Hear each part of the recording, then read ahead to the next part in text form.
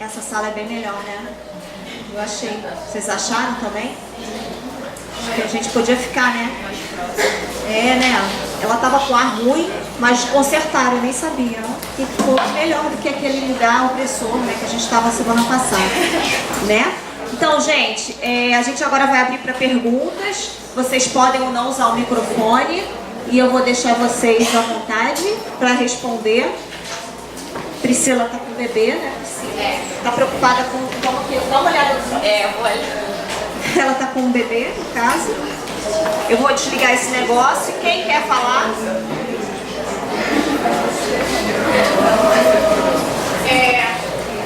Você quer vir? Quer falar daí? Eu vou pra ir, porque depois eu vou ter que voltar. Eu venho de tão distante. Você vem de tão distante. Aí tem essa questão, né? De voltar sozinha, ser mulher, morar em tão distante. Mas eu queria aproveitar a oportunidade.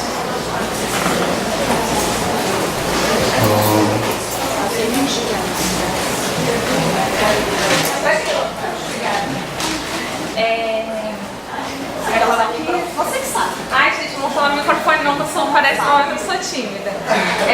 Mas falar sobre, no meu caso, sobre medida socioeducativa, primeiro eu vou me apresentar. Meu nome é Natália, eu sou assistente social, eu trabalho com medida socioeducativa em 2 municípios, que é o de Itaboraí e o de São Gonçalo. Medida socioeducativa para mim é igual uma música, não sei se vocês conhecem, o nome dele é Giz, do Renato Russo. É parte ainda do que me faz forte, mas para ser honesto, sou um pouquinho infeliz. É todo dia o que me impulsiona a levantar a trabalhar, mas é também aquilo que faz eu chegar em casa e me sentir um pouco infeliz. Mas, sendo bem direta, porque eu tenho que ir para tão distante, primeiro eu queria perguntar para você, Maria Priscila, excelente sua fala. Teve alguns momentos que eu me emocionei muito. Lembrei da oportunidade que eu tive de passar 15 dias fazendo um curso no Degas, em que eu tive no Degas da Ilha, que agora eu me esqueci o nome da loja, onde fica só meninas. Parque GC. Parque GC. Parque GC, onde eu conheci onde eu pude visitar o espaço e falar com algumas delas lá. E a gente tinha um transexual lá, uma única pessoa transexual lá, e assim foi super interessante o bate-papo, mas o que eu queria te dizer foi sobre a aula em si. Esse curso que eu fiz foi com agentes socioeducativos e só tinha uma mulher que era agente, o restante todos homens. Aí entra até no que você falou, Natália, que é minha xará, que sou Natália também. Em uma das aulas, eles falavam assim: eu prefiro 1000 vezes trabalhar na JLA, que é onde que ficam os piores dos piores para eles, né, do que estar aqui com essas meninas. Porque essas meninas são afrontosas, elas são abusadas, elas olham pra gente assim, ó. E a gente não pode nem enfiar a mão na cara. E eu era a única assistente social ali dentro daquele monte de homem. Aí eu falei assim: oi? Elas são afrontosas por quê? Porque elas questionam? Eu também questiono. Por que você vai enfiar a mão na minha cara porque eu tô aqui na aula e eu tô questionando esse jeito de tratá-las? E aí teve relatos, eles falando claramente disso, e rindo, que meia-noite escolhiam uma entre delas, a mais afrontosa, dizia que ela estava com febre e levava para a enfermaria para abusar sexualmente, para ela nunca mais ser afrontosa. E eles falavam isso entre eles, e eu lá. E eu falando assim: gente, mas o professor Cabeça não sabe? Será que alguém sabe? Meu Deus do céu, onde eu vou? Onde eu tenho que falar? Aí chegou no final a gente, que eu não vou citar nomes para não expor, ela falou assim: olha, fala nada não, senão tu não sai daqui viva não, hein? Que isso aqui é uma prática mais comum do mundo. E aí, gente, vocês têm que ter a oportunidade, infelizmente nós não temos, de visitar aquele lugar para vocês terem noção do que é. É uma cela onde cabe no máximo 7 pessoas, tem 27. Aí você tá lá andando com o diretor, aí de repente fala assim: olha o rato, aí você tá achando que o rato,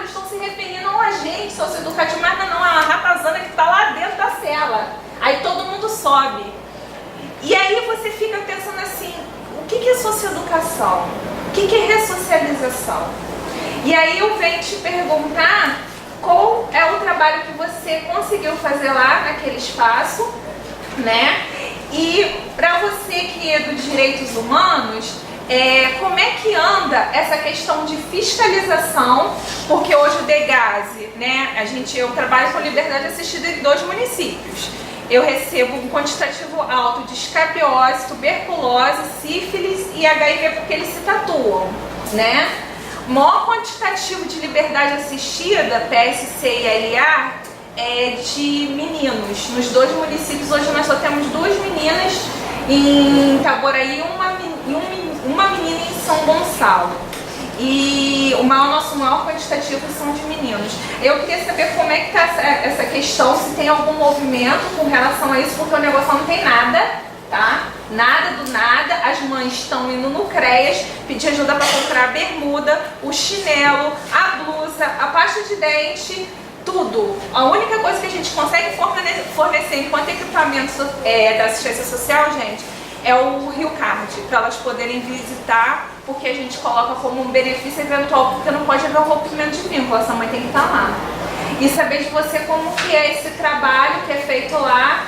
Fiquei curiosíssima, né, porque deve ser muito interessante. Eu tive pouco tempo para estar com elas, mas logo na entrada tinha um quadro de poesias delas, elas falavam muito sobre família, sobre a questão de ser mulher, e eu fiquei apaixonada. Eu tenho as fotos até hoje, são extremamente vaidosas. Eu chamava elas de princesa, elas ficavam me olhando assim, e algumas me perguntaram se princesa era a gíria de carioca, porque não... E assim, foi uma experiência muito rica, e aí eu trago essa pergunta e queria dividir com vocês essa fala. Obrigada, Natália.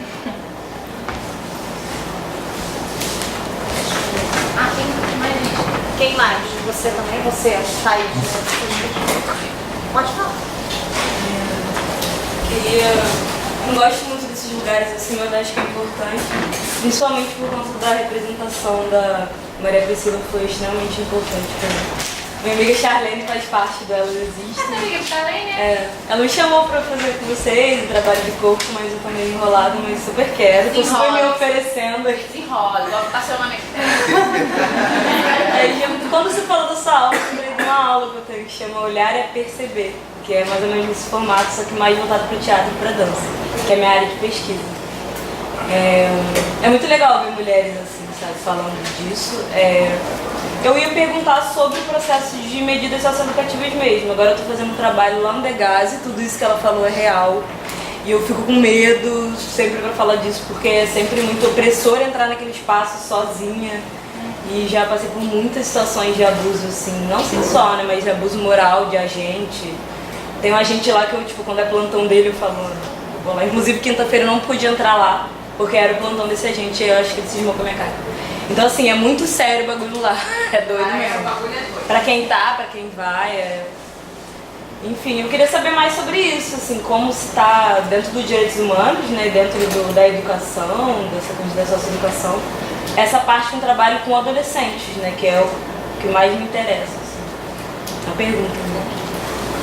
Quer dizer, queria chamar todo mundo, e a Maria Priscila também, pra estar semana que vem aqui, que a Rebeca me falou que vai ter exibição do filme. Vocês têm que trazer. Vocês têm que trazer no meu canal. Ah, tá. Então, como é que eu cheguei lá? Eu cheguei lá porque a gente ganhou um edital da Secretaria de Estado de Cultura. Eu falei um pouco disso semana passada. Para fazer um filme sobre essas meninas, porque a gente viu dentro do acervo de audiovisual que não tinha nada falando sobre adolescentes, meninas, né, em situação de cárcere, e aí foi isso. Ele tem 20 minutos e estão todas convidadas. Pode assistir. Quem mais? Jorginho. Não, você mais outra pessoa, porque eu quero só confirmar, fazer algumas observações pontuais. Você quer ficar pro final? Eu preferia... Depois dela? Pode ser. Então tá, Faço rapidinho. Boa noite, gente. Eu queria fazer também algumas observações. Primeiro, agradecer demais por vocês terem vindo fazer essa mesa. Por mim, eu passava o resto do curso escutando mais informações sobre isso, tá maravilhoso. queria dizer para as pessoas que estão indo embora, se esqueceram de assinarem ali a lista de frequência, tá? Desculpa cortar o clima e dar um informe. E na fala da primeira pessoa que falou, na fala da Natália, me veio uma referência à cabeça e eu não queria perder a oportunidade de mencionar, porque a gente vai construindo ao longo do curso um repertório de referências importantes para no final a gente ter uma lista bacana. É o livro da Débora Diniz, que elenca uma série de situações de abuso sofrido pelas mulheres. Vocês devem conhecer, né? A Débora é sensacional, ela tem contribuições muito legais para essa discussão. E o texto é muito forte, é muito envolvente, eu gostei muito e recomendo. Débora Diniz comprou. Cadeia. Ah, que é poesia. Bem poético o texto. E aí eu queria, só para reforçar, aí a gente juntar um pouco do que a gente discutiu na aula passada com essa mesa de hoje, reforçar a informação que a Maria Priscila trouxe para a gente acerca da presença hegemônica dessa corrente religiosa que tem dominado o sistema penitenciário do Rio de Janeiro, mas o Brasil não é diferente disso. Eu acho que o Estado brasileiro está aos poucos sendo tomado por essa. A gente não quer fazer nenhuma crítica nem à espiritualidade das pessoas, nem à opção religiosa, nem à igreja que ninguém frequenta, mas o modo como isso vem tomando conta das instituições brasileiras é para a gente pensar e é uma coisa para preocupar.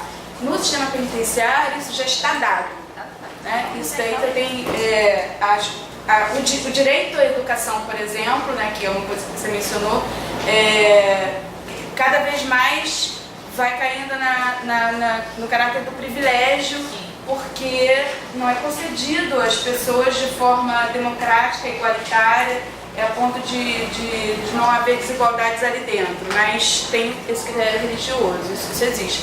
Pode não estar escrito, mas ele existe e é praticado dessa forma. E aí outra coisa que me chamou a atenção foi quando você... Olha só o que me veio como reflexão. Vou acabar, vou encerrar. Rapidinho.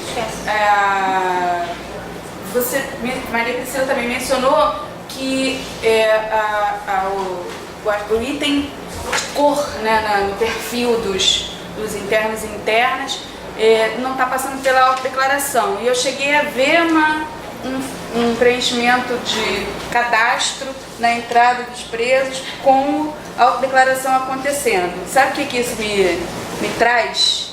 Você ter percebido uma coisa e eu ter percebido outra na minha entrada lá, é que não existe procedimento burocrático no sistema prisional. Os servidores públicos vão atuando do jeito que eles querem. Não tem um procedimento, não tem. A gente não consegue padronizar os dados, a gente não consegue dados, tudo incongruente. É uma coisa que parece que para quem é basta, é como dizia minha avó, para quem é basta, desse jeito tá bom.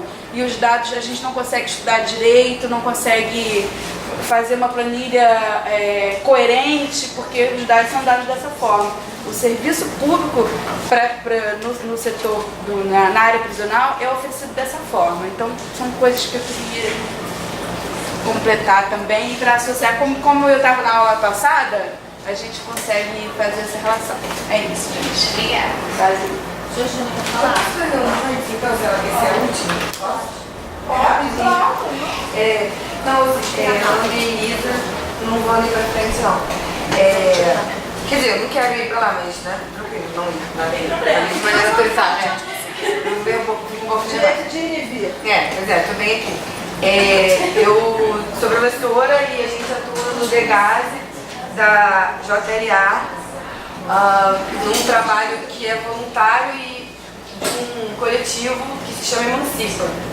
E incrivelmente a gente conseguiu entrar lá, enfim, uma coisa muito louca que entra, enfim, uma coisa rara, que ninguém sabe o que está acontecendo, daqui a pouco vão expulsar a gente, com certeza, mas por enquanto. Sim, por enquanto eles ainda gostam da gente. E essa coisa de revista, não tem revista nenhuma, a gente já do que quiser. A gente já falou que vai entrar com camisa pra distribuir pra eles lá. Saem com a gente, eles não vão nem perceber que tá na zona.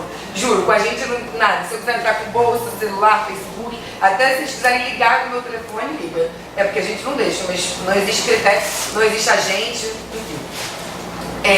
Mas uma coisa que eu fiquei impressionada, porque dessa falta de dados que é difícil da gente lidar, mas uma coisa que eu percebi do pouco tempo que eu estou ali, é que o dado ensino fundamental incompleto significa não escolaridade, né? Então quando põe assim, eu também li o Infopen, e aí quando coloca que os presos, 70 e tantos % são de ensino fundamental incompleto, significa que eles não estudaram, né? Analfabeto. Analfabeto.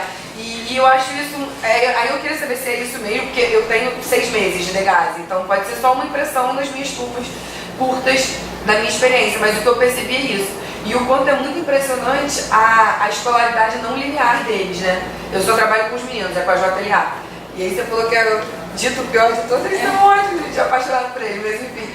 Não, eles falam, né? Não, aquele ali é o pior lugar. não, acho que Bambus era o mais... Não, era o Wesley, fecharam o Wesley, passou pro JLA com a porta de entrada nova. Ah, tá. Eu ainda não me reatualizei. Depois do incêndio de 2 anos. Pois ainda não me atualizei com essa nova faceta, mas enfim. E aí eu queria saber se esse dado, se esse meu cheiro, se isso se concretiza mesmo, e o quanto essa falta de escolaridade linear, né? Porque a JLA, sei lá, tem 200 vagas e tem... O último dado que eu tinha, e os números, gente, é uma loucura, né? Porque assim, um dia tem 270, aí a gente organiza kit para 270. Aí no outro dia tem 320, você fala, gente, como é que 50 entraram? São números aleatórios, ninguém sabe número, não tem metodologia, não tem processo para nada. Que por um lado, essa zona facilita a brecha, né? Porque eu, por exemplo, entrei na célula, nem sei se eu uso o termo célula, alojamento, né? QG, como eles chamam. Coisa que eu não queria, não estava preparada para isso, não tinha por que estar lá, e no entanto, quando eu vi, já era para distribuir um troço. E essa coisa da igreja também é impressionante, porque a gente distribuiu o kit de higiene também, não é caridade, no sentido de, o Estado não está dando, mas os meninos aqui estão abandonados, então a gente tem que fazer alguma coisa. E a gente distribuía e eles falavam assim, eu tenho que rezar agora? E aí eu falava, não, eu sou professora, mas era uma coisa realmente horrível, não tinha... Lavagem cerebral mesmo. É uma miséria, é uma tristeza, assim, eu saí arrasada, parecia assim, até termo de namoro, você chega em casa assim, arrasta na porta, sabe? Você fala, eu quero morrer, e nada, é horrível. Mas também não tem como não voltar, né? Na semana que vem você tá lá de novo, fazendo tudo de novo e tal. E aí é só isso, quanto essa escolaridade não linear, né? Porque os meninos vão pra... Eles só descem. No Degase não tem nem muito sol, né? E essa coisa da cor também, eu acho que também é engraçado por isso, porque eles mesmos falam assim, não sei, eu sou... Não que eu não tô indo muito pegar sol, então essa coisa da cor é completamente fantasioso. Eu falo assim, gente, mas tem mais negros ou brancos aqui? Eles não sei, eu em Malhação, tem mais negros ou brancos?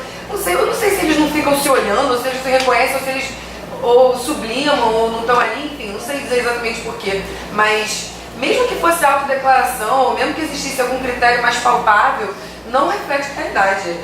Tem muito mais negros, todo mundo sabe, e é isso. E esse não reconhecimento também diz alguma coisa. Mas tem uma negação estratégica, né? Tipo assim, se ele é pardo, se ele tá no meio, pra que ele vai se declarar negro se negro só se ferra? Então ele prefere não saber. Ou então, se ele for ter que resolver, ele vai resolver que ele é moreninho. Ou então ele projetou nele. Gente, é só que ele o que ele ganha? Entendeu? Ele não ganha nada. É só para reforçar mesmo que assim, as pessoas também usam esse argumento, mas a maioria da população é negra, então na população carcerária a maioria também vai ser negra. Só que além de existir mais, no Sudeste a discrepância é muito maior, né? E onde tem populações carcerárias de São Paulo, no Rio de Janeiro, que é absurdo. E aí você fala, não, além de não ser matematicamente isso, não tem nenhuma realidade ali, porque... Enfim, é isso. E essa escolaridade não linear que dificulta, porque esse menino está no 6º ano, mas não está no 6º ano, porque não junta com o CREA, mas a série dele era para estar no 6º ano, mas aí ele entra no 9º à tarde, porque é o que tem vaga, daqui a 3 meses ele é transferido, aí ele vai pro seguro, ele vai para... Enfim, uma loucura. Posso? Ela vai falar? Não, vou só te filmar. Bem, gente, eu quero colocar o seguinte, eu sou egressa do sistema penitenciário, Estou participando aqui mais uma vez e parabenizo a mesa, a Sandra principalmente, e a organização, porque eu sei da luta da Sandra, da identidade da Sandra com o tema, desde a faculdade, desde a UERJ. Eu livro dela, se quiser ver pela Não, eu sei, eu trabalho. Bom, mas é o seguinte, eu vou inverter um pouco aqui, eu vou começar a falar a questão da identidade. Não sabe se é branco, não sabe se é preto, e quantos tem, quantos não tem, etc. Eu vou dizer uma coisa para vocês. Quando eu entrei no sistema, quando eu fui para o Nelson Via para semi-aberta, não tinha espelho.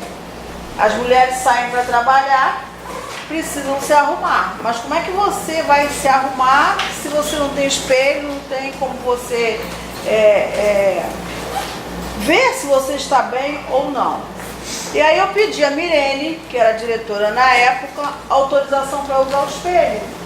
E a Mirene disse que não, porque se houvesse espelho na cela, elas iriam colocar assim no corredor e ver quando a guarda estava vindo, se tivesse alguém fumando maconha, etc. Era uma maneira de escapar, então não poderia se usar espelho por causa disso. E aí eu me lembro bem, isso me tocou muito profundamente, quando você mandou as pessoas fazerem desenho, desculpa mandar, né? Parece que meio... Quando você pediu as coleguinhas para fazer o desenho e elas, cada uma desenhou e, enfim. Então, há realmente um silenciamento, você perde realmente a tua identidade, o sistema é todo ele construído no sentido de você desaparecer, no sentido de você sequer olhar para dentro de você, no sentido de você sumir como pessoa. Você ali é um objeto, você ali é um bagaço, você ali é tudo, menos uma pessoa digna, de personalidade, com personalidade, etc, etc. Então, eu inverti um pouco para colocar essa questão. E aí, quando pergunta branco ou preto, quer dizer, aquelas coisas, quase branco, quase preto, foi o que você colocou ali. Por que eu vou me declarar? Quantas vezes eu fui importunada pelas guardas? Ah, você não é preta. Eu falei, não, eu sou negra. Meu pai e minha mãe é negra e minha irmã é negra. Né? Então, assim, é difícil para o próprio preto, negro, a gente se posicionar, tomar uma posição dessa diante da autoridade, diante do sistema, porque isso significa uma margem entre vida ou morte, ou vida social ou morte. Então, isso é que eu queria inverter a questão. Mas eu quero dar um dado aonde vocês vão pegar essa raça da SEAP. Existe, eu trabalhei, como também eu sou professora, eu trabalhei na biblioteca e trabalhei na segurança. O meu último trabalho foi dentro da segurança. Então, por favor, querem dados? Peçam o livro da segurança. Não adianta você chegar e pedir, não, por favor, pode pedir, pode emprestar o livro da segurança. O do Nelson Hungria, até 2010, eu separei, está em caixa, está tudo que dava uma bagunça danada. Porque não tinha, estava semi-aberta, em Niterói fechou, e aí ficou todo mundo junto. Eu fiquei na semi-aberta, mas fiquei na fechada. Bom, então até 2010, se tiveram cuidado de manter o trabalho que eu fiz, se vocês forem pegar o livro, a ata, ali tem tudo. Ali tem se teve briga, quem morreu, quantos presos entraram, quantos presos saíram, etc, etc. Tem além disso, isso fica no livro. Não dá nem para eles apagarem, porque isso fica no livro. Então, quando quiserem dados concretos, o livro da segurança. E ali vocês vão ter toda a história, tudo o que aconteceu no presídio, naquele dia, durante a semana, durante o mês. Também eles têm o número de presos que saíram e o número que chegou. Então, balela, eu fico violenta quando eles dizem, quando o estado do Rio de Janeiro é um dos únicos estados que não cedeu para o Ministério da Justiça o número, eles têm condições de fazer sim, por causa deste livro. Está tudo anotado diariamente. É uma história, é um diário do que acontece nas prisões. Então, isso aí, é só para vocês, quando tem mais voz, né? Que, enfim, essa é uma questão. Agora vai ser para você, Natália. Vou fazer uma... Bom, tudo aqui é denúncia de direitos humanos. Mas eu vou pedir, assim que vocês puderem se organizarem, tem 2 instituições que vocês precisam descer fundo. Na OEA, você pode até faz a petição, etc, etc. Uma das críticas também que eu acho que a OEA só toma uma medida quando a questão, sabe, tomou genocídio, etc, etc. Mas aquelas coisas que vão acontecendo no dia a dia, isso forma depois um bloco, entendeu? Então, a OEA teria que se preocupar também, eu digo a Comissão Interamericana de Direitos Humanos, com os casos pontuais que ocorrem. Não só quando morreu 20, 30 presos ou matou lá no Pará 500 pessoas, morreu 100 pessoas lá no Carandiru. Não é isso. Eu acho que tem-se que conversar isso dentro da OEA, junto da Comissão Interamericana de Direitos Humanos. Mas qual é a minha questão dos direitos humanos? É o seguinte, esse presídio da Água Santa, que tem 3 ou 4, eu acho que vocês devem entrar com uma ação pedindo para fechar esse presídio. Porque sabe, não tem condição. A outra questão é uma questão penal. Dona Rosinha e seu garotinho tem que sentar para comparecer. Nesse presídio aqui, no Oscar Stevenson, que é o ponto 0, teve, me parece que em 2002, qualquer coisa, tem eu saí em 2010, vamos botar aí quase 5, 8 anos mais ou menos, houve uma rebelião em que se cortaram a cabeça dos presos e jogaram da cabeça bola de futebol. Isso aconteceu, gente. E a Rosinha, e não sei porque o Ministério Público, todo mundo se calou diante disso. Então, e teve muita gente, teve pessoas que morreram e eles não têm os dados. Teve pessoas que eles jogaram só da cáustica e para poder subir com o corpo. Eu falo isso, vocês me desculpem. A gente assim um culto, porque realmente é uma questão, e aí eu estou te pedindo, Natália, essa questão tem que ser levantada. Essa questão aí foi o Carandiru nosso, tá? A outra, morre muito preso sim. Eu soube que numa dessas instituições de menores morreram 2 e parece que morrem mais outras pessoas e eles tiram por trás para visita para ninguém ficar sabendo. Entende? Entendeu? Então, essas são os direitos humanos que eu estou falando, estou pedindo. Então, para encerrar. A outra questão que eu quero falar é sobre a questão da pesquisa, não é? Sim, a questão da pesquisa.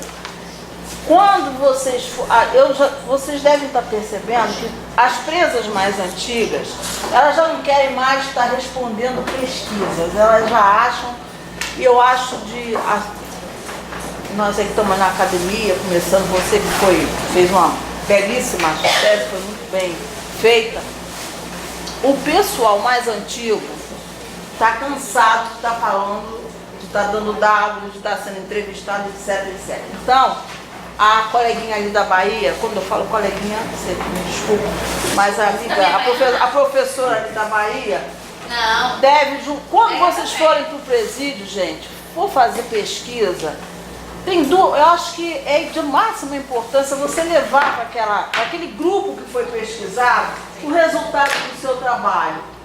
Porque isso é gratificante, ela saber, poxa, eu sou tão importante, olha, eu virei tese, olha, isso dá uma importância, e as pessoas vão lá, colhem todos os dados, depois tchau e bênção, não voltam mais lá. E levar, ninguém está querendo vender informação, mas é um agrado, leva isso que eu quero colocar. A outra questão, muito rapidamente, é a questão da loucura, tá?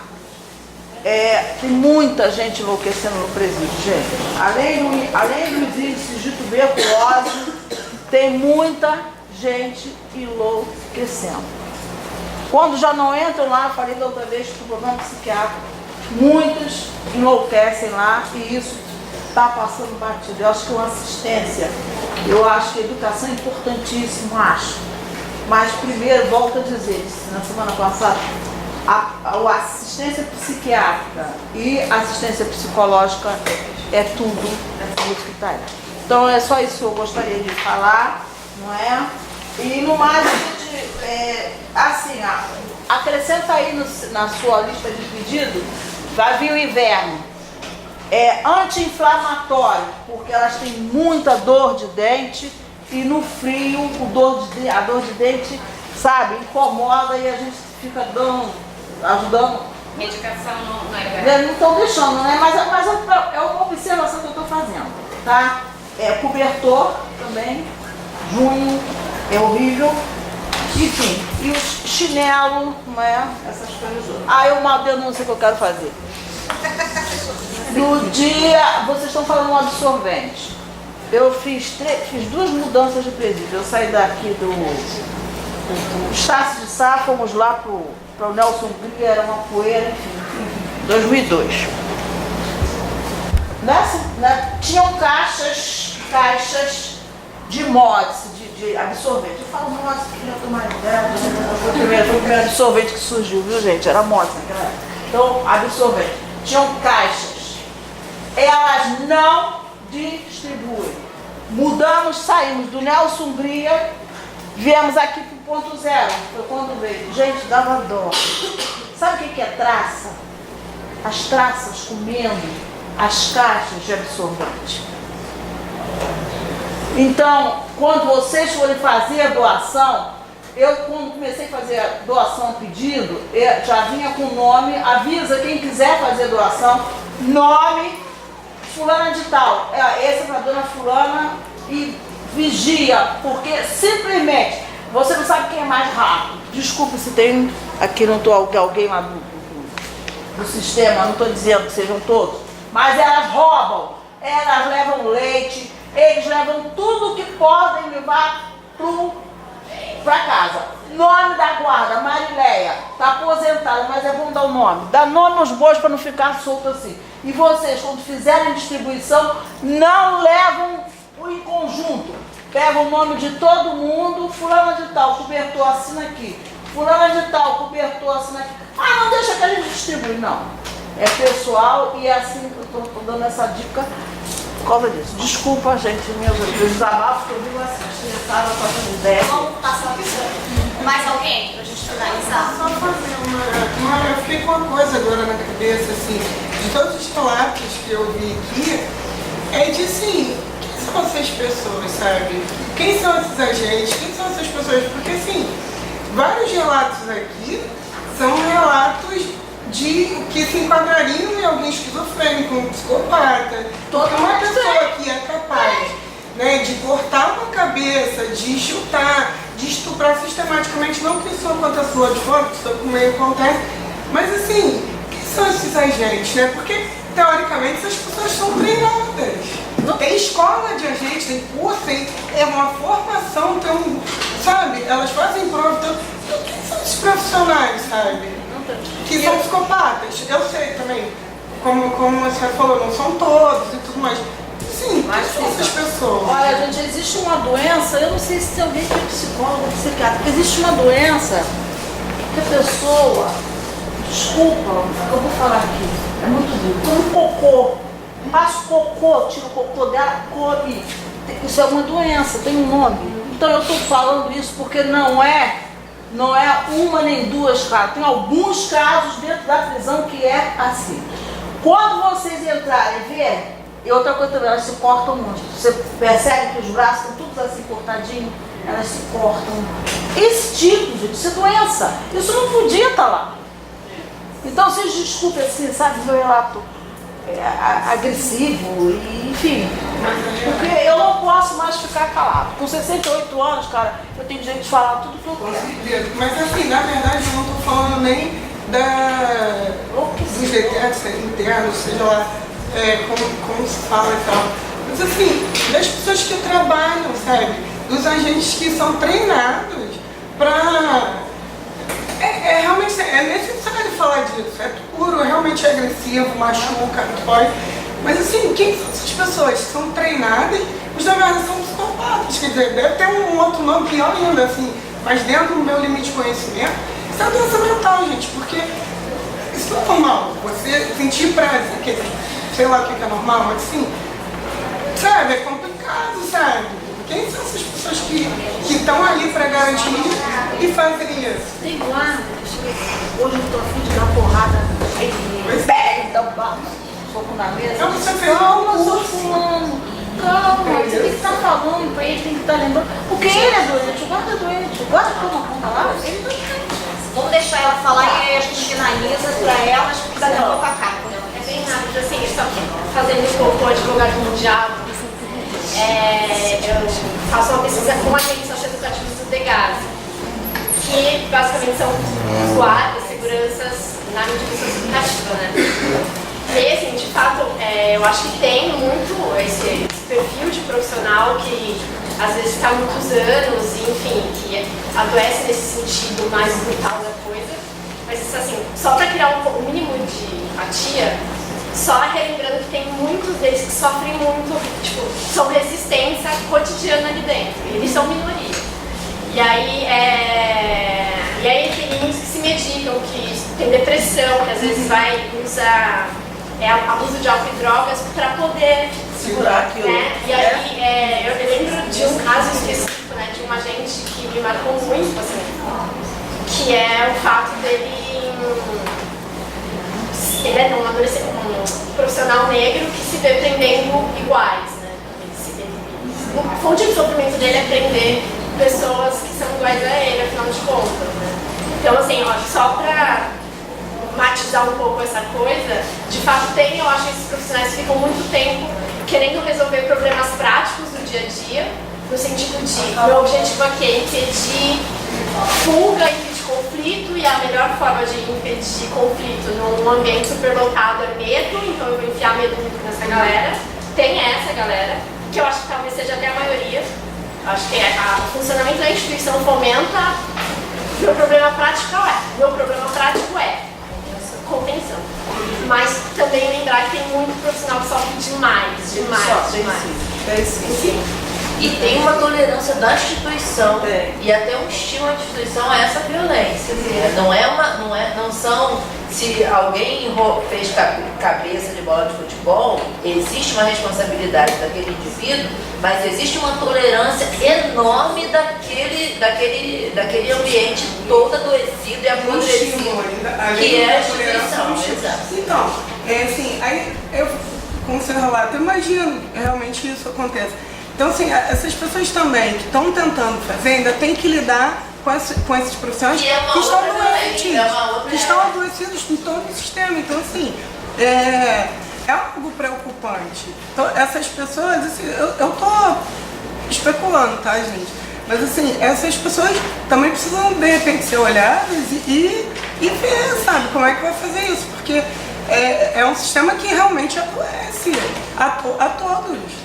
Sabe? E também dá margem para quem é psicopata mesmo, como vários, tipo, como o exército, uma polícia, como várias forças que seguem nesse sentido da ordem pela violência. Então, assim, você vai ter de tudo, né? Até no escritório você vai ter um sociopata, vai ter que trabalhar com ele ali e tal. Mas, assim, isso precisa ser visto, sabe? Porque é muito complicado. Gente, vamos passar para elas. Vamos, capítulo. Se vocês quiserem usar microfone, acho que está aqui. Como é que você vai ver na cara? Eu posso falar em 5 segundos. Então tá. 5 segundos não é solidariedade com a questão da Maternidade. Exato. Então, em relação a Charlene e a Natália, que eu acho que a Natália teve que ir, que mora tão mas que perguntou assim sobre quem monitora, né? Assim, eu não tenho de cabeça todos os órgãos que monitoram, são uma série de órgãos, mas aqui no estado do Rio de Janeiro tem o Comitê Estadual de Prevenção e Combate à Tortura, que tem um órgão, que é o Mecanismo Estadual de Prevenção e Combate à Tortura, são dois espaços separados, mas o mecanismo em especial, ele vem numa lei de 2012, foi o primeiro do Brasil, tem um nacional também, foi inclusive o nacional que descobriu aqueles 70 presos desaparecidos em Alcaçuz, que consiste o trabalho em você entrar, ele é ligado a um tratado da ONU, e consiste o trabalho dessa galera que é eleita, que eu fui na última, que é a gente entra toda semana dentro da unidade do sistema carcerário para conversar com, eles passam a direção, depois a gente vai conversar com os presos para entender o que está acontecendo, o que está faltando e pensar que isso é um limite que se tem mesmo, né, e não só aqui no mecanismo, mas qualquer hora, conselho penitenciário, qualquer um que você for, tem poder de recomendar, não tem problema de resolver porcaria nenhuma. Quem tem poder de resolver hoje é o Executivo Judiciário, eles resolvem.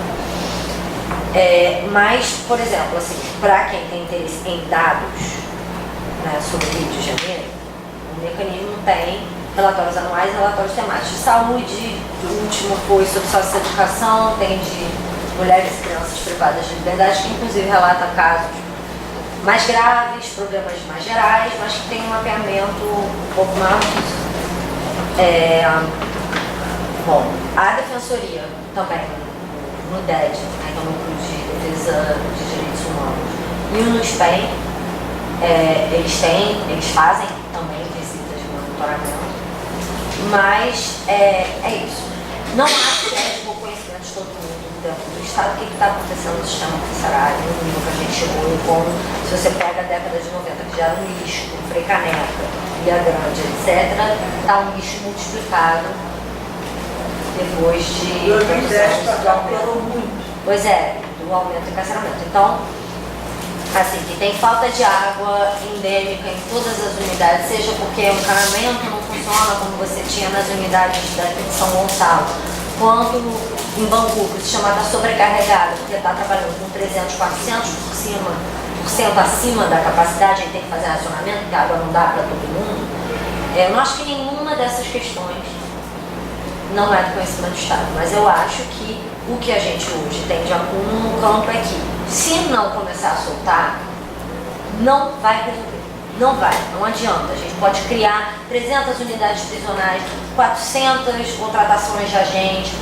Se não abrir a porta de saída e parar de entrar gente pela porta de entrada e a gente ter uma política séria de desencarceramento, a gente não vai dar conta do que vai acontecer, porque a população prisional cresce exponencialmente, essas estruturas, mesmo que se abram novas unidades, porque a gente não tem problema de falta de abertura de unidade.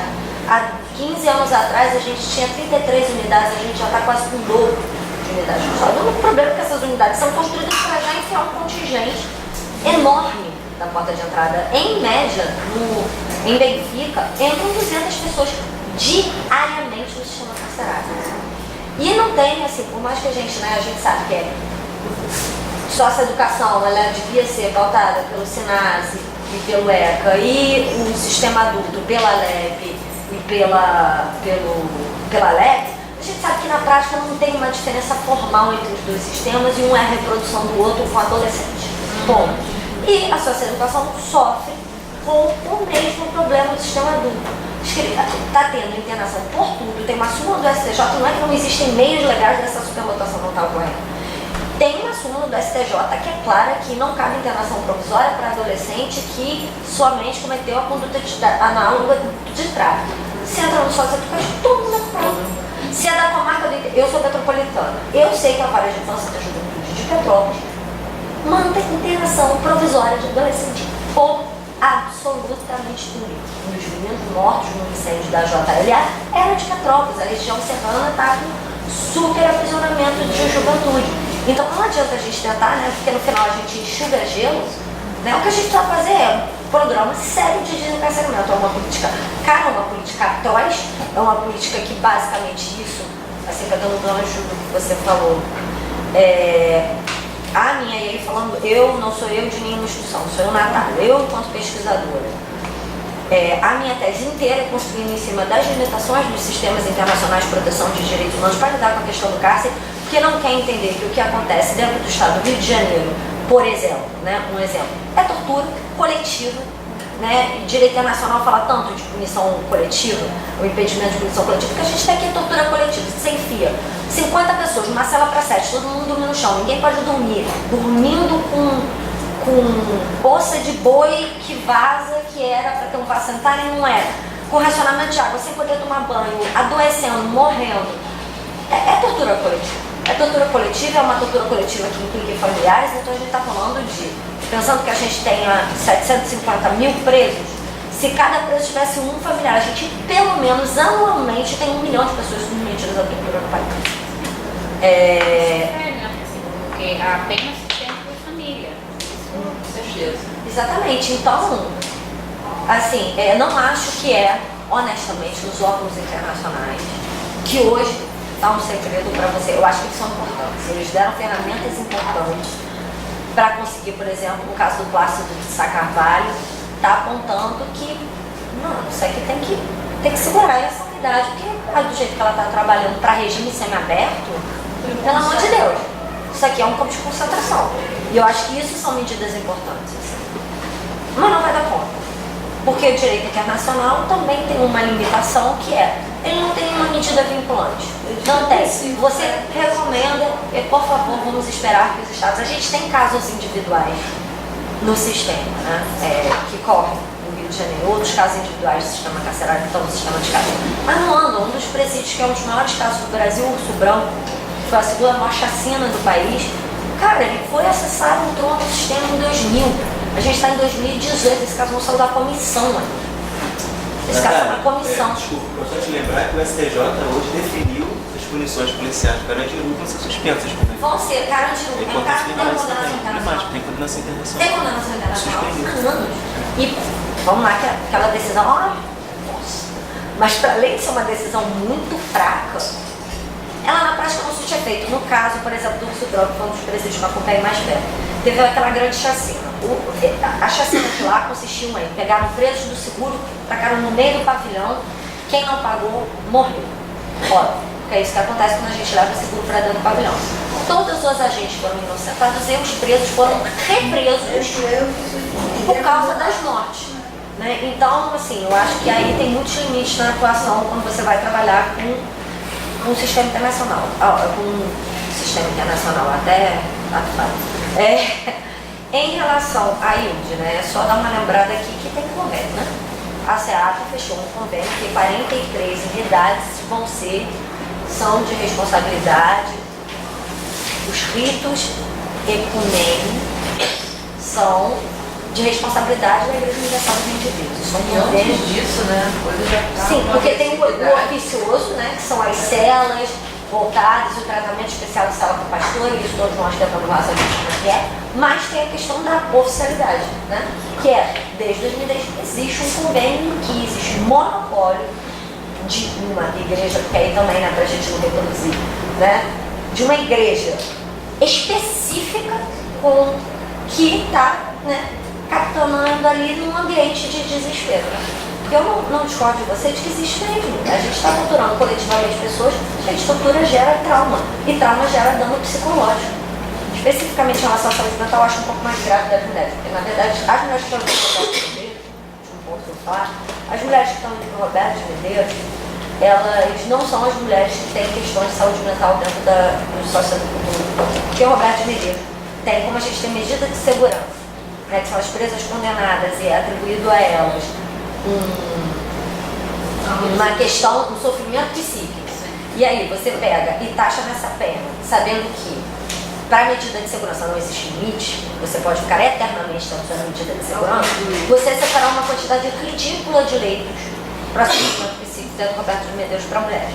Esses leitos ficam tomados pelas mulheres que já estão entrando com medida de segurança que não saem. Então o Roberto de Medeiros já tem um problema de fluxo. Ponto número 1. Ponto número 2.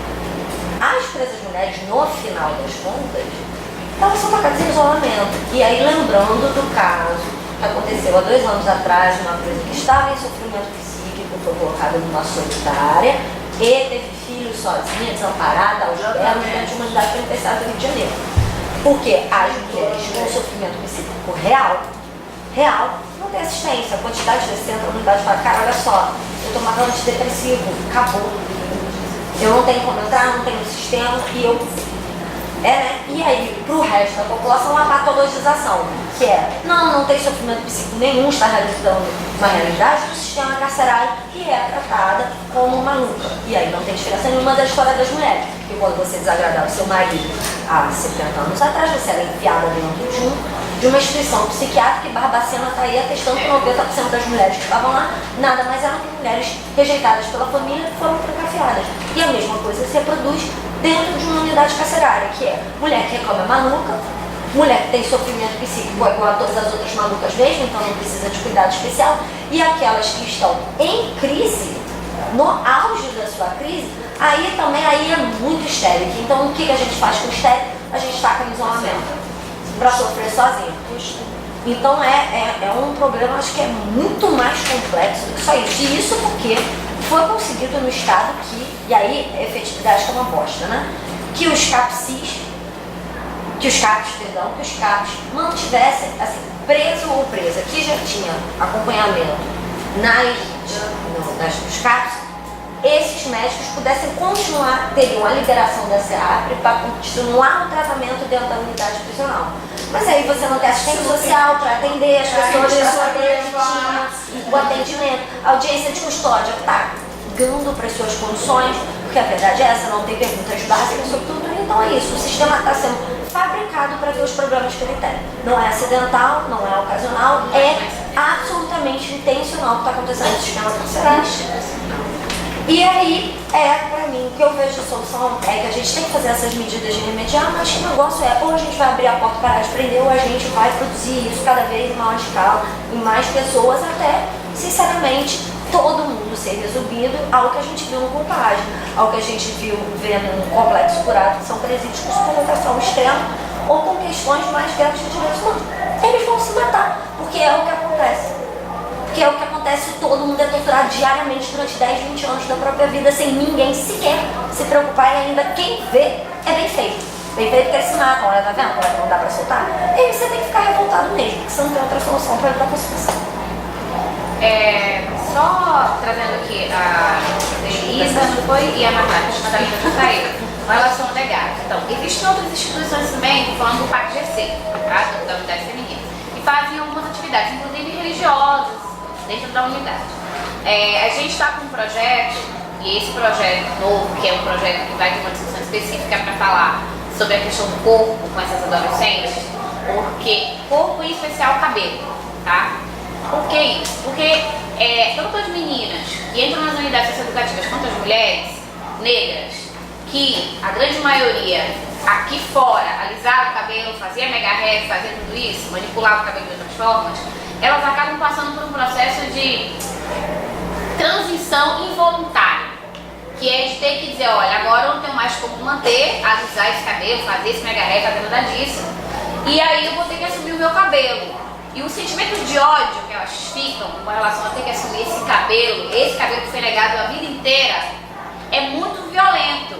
A gente está falando, você falou que ela se corta, que não sei o quê. A taxa também de tentativa de suicídio é muito alta dentro das unidades prisionais, isso também é outra coisa, né? Então, assim, a ideia, essas pessoas já carregam, já levam para aquele lugar, porque a gente não pode achar que ali não tem nenhuma relação com aqui fora, já essa marca do racismo, da negação, da auto-rejeição do próprio corpo. Né? E no caso das mulheres negras, isso com relação ao cabelo é muito forte.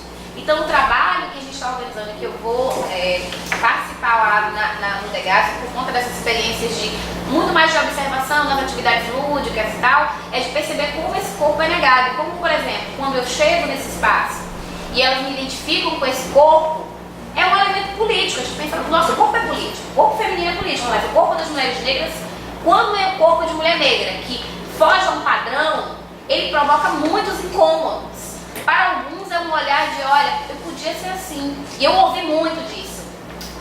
Nossa, eu queria ter coragem de achar meu cabelo assim. Como é que você conseguiu? Eu nasci com ele assim. Você também. Você só está escondendo ele de você. Ai não, mas ninguém vai gostar de mim, mas eu vou ser feio. Porque já vem de todo o processo extramuro. E isso vai se fortalecer naquele lugar, entendeu?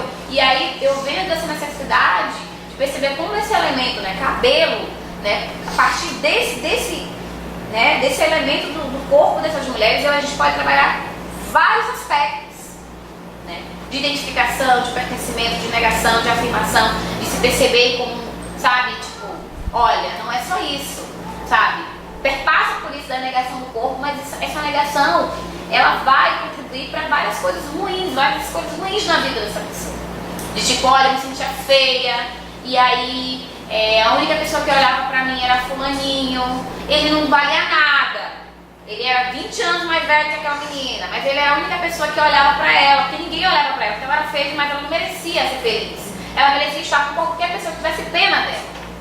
E aí talvez essa pessoa que tenha pena dela é aquele cara que vai abusar dela, que vai violentar, que vai induzir ela para fazer algumas escolhas. Não estou querendo dizer, olha, pobre inocente, estou querendo dizer que a gente sabe que isso pode acontecer, ainda mais quando você é adolescente.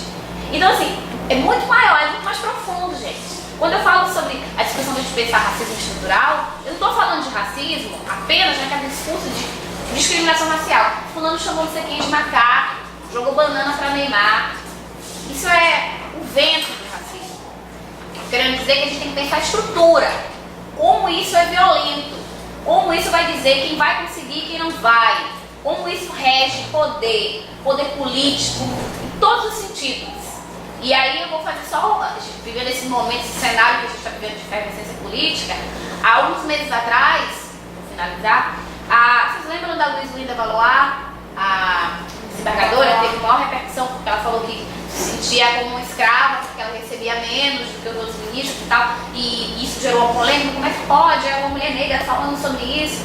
E eu fui provocada por algumas colegas, né, companheiras de militância de alguns espaços, brancas, que disseram assim, nossa, prima, eu fiquei pensando só em você quando vi essa história da Luz Linda, porque, pô, pra você, né, mulher negra, militante, que assim como a Luz Linda, que é uma mulher que tem uma história de resistência e tal, agora tá passando vergonha no governo Temer, e fez uma fala como essa, deu a maior questão. Eu falei, olha, primeiro a gente entendeu o contexto.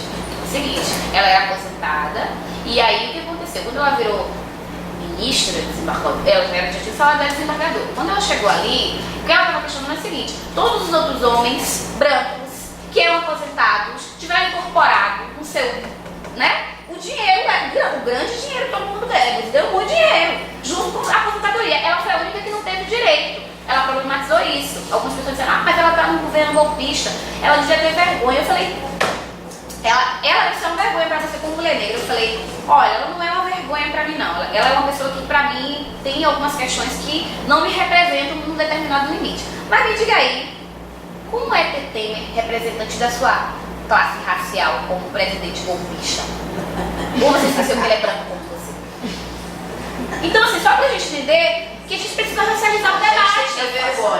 Entendeu? Assim, a gente vai ver a Lava Jato aí, olha só, são homens. A maioria se diz hétero, não sei. Diz.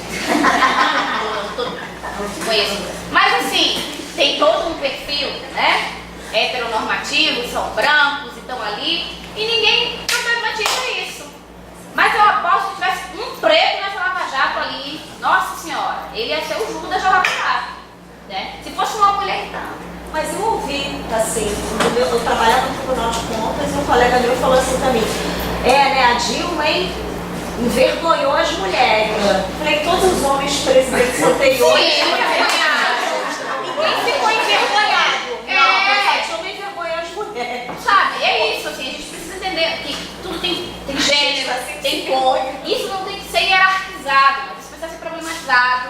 A gente precisa entender por que diferenças causam desigualdades, porque existe uma estrutura que trabalha para que isso aconteça, para continuar mantendo os privilégios dos espaços de poder, que é um outro estudo que a gente precisa fazer também, os privilégios, branquitude, né? São vários fatores que vão influenciar, né, tanto para aquelas pessoas que chegam lá no cárcere, como para as pessoas que vão ser responsáveis pela execução penal, por dizer quem vai entrar e quem vai sair. Tudo isso precisa ser pensado, gente. O buraco é muito, mas muito profundo. Priscila, só uma coisa um pouco para as duas. Quando vocês forem fazer essa atividade dentro do presídio, realmente é isso que acontece. Eles só mandam para fora, só mandam fazer entrevista, só aquelas pessoas que vão falar a favor da administração, a favor do sistema. Então, uma outra sugestão que eu dou é pedir a lista e no sorteio. Então, só para te falar, o trabalho, o mecanismo em especial a visita não é avisada. Porque uma das prerrogativas legais é não ser avisada. E a gente vai pro meio do pavilhão. A gente fala cela com todo o coletivo. Óbvio que a gente sabe que tem hierarquias, a gente aqui não é o coletivo todo que fala. Mas a gente toma cuidado de, assim... E elas falam constrangidas também, né? São constrangidas. E tem dificuldades, assim, eu acho que, primeiro, é o tempo. Existe uma equipe pequena, não é só a gente que faz isso. O NUDED também vai, se ela é uma questão de perfil. Por um acaso, a equipe do mecanismo tem 2 mulheres negras, mas não tem homem negro, assim. Não, eu tô falando nela, mas eu tô falando nem só pela figura de vocês, mas eu tô falando pelo que eu sabe que vai acontecer caso que a gente conversa sobre todas as garantias, inclusive de não falar de anonimato, que não pode publicar a mão, que a gente não pode passar. Eu nunca vou sentar aqui, por exemplo, falar de onde veio cada denúncia. Assim, tá tudo mas ali dentro do mundo geral. tem Só segredo. que aí, exatamente, só que qual é a questão? Existe uma questão também aí de identidade. Né? Isso está muito permeado no debate a respeito da composição dos mecanismos. Né? Que não dá para só ter homem, gente. Foi mal. A mulher não vai falar de estupro com vocês. Não vai falar que não tem absorvente, que ela vai morrer de vergonha de falar que não tem absorvente. Assim como tem que ter homem, porque os comadres não vão falar para mim de estupro. Né? E isso é uma coisa que estupro dentro do ambiente masculino, né? Mas assim, as chances dele abrir de outras questões que afetem a masculinidade dele de forma mais aberta com o homem, comigo. Então é isso, essa heterogeneidade também é importante, mas o nosso trabalho é entrar lá dentro e foca no coletivo. Só rapidinho, falou, eu já estava com esse pensamento. Assim, sempre que a gente organiza alguma atividade, e às vezes até quando nós do Elas somos convidados para alguns eventos, o pessoal às vezes fala assim, vocês queriam algum auxílio, às vezes o pessoal que mora mais cedo fala, não, eu queria um auxílio transporte, mas eu queria um auxílio absorvente. Se você puder pedir para as pessoas, e aí eu vou fazer uma prova pensando. Que tipo, na próxima atividade, na próxima aula de vocês, né, se vocês puderem trazer absorvente, sabonete glicerinado, assim, não precisa, assim, até o final do curso, sabe, juntar isso, porque assim, é algo, não é caridade, a gente sabe que isso disso é um direito, mas não chega, e é uma necessidade diária, a gente sabe, eu olho no olho das mulheres e a gente sabe por que a gente precisa de absorvente, né, elas também precisam de um sabonete, né, então assim, isso é muito importante. A gente falar, fazer as teorias, você falou dessa questão do feedback, de voltar. O nosso grupo não é um grupo de pesquisa, tá? Mas eu acho que é importante porque muita gente está interessada no tema por conta disso. Eu não acho que isso é um problema. Eu só acho que a gente precisa fazer isso não só quando for pesquisar, por exemplo, quando precisar escola, lá em Pedra de Guaratiba, porque isso é uma questão de ética, de pesquisador, de ética profissional. Como é que eu chego num lugar lá, uso tudo que eu acho que é interessante para minha pesquisa, recebo meu título, pego minha dissertação, minha tese, boto lá engavetado e nunca mais fui dizer nem oi para aquelas pessoas. E aí eu me viro especialista de alguma coisa que eu passei um tempo da minha vida olhando e que eu não tive uma troca com aquelas pessoas. Isso é, na minha opinião, imoral.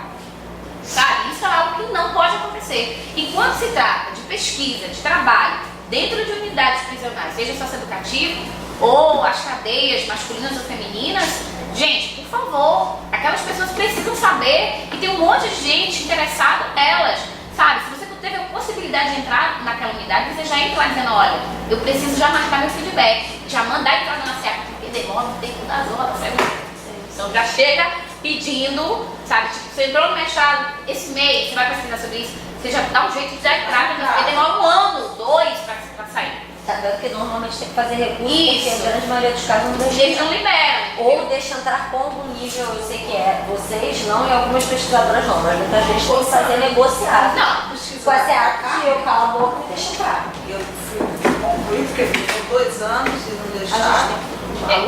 Foi? Não, você não Cristina, eu só posso ter uma foto exatamente do. Se puder mandar uma foto de algum tipo de posta, porque não é todo absorvente que pode, né? Na verdade, o ideal é que seja aquele absorvente com a embalagem clarinha. Tem não, ó, ligeirão. É isso. Ó, não entra não, velho.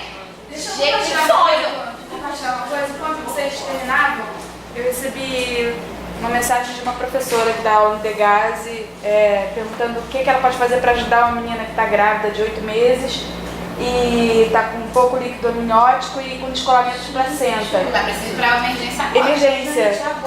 E aí a gente tem que acionar essa hora grupos, né, órgãos e comissões, etc. Porque não tem ninguém fazendo absolutamente nada.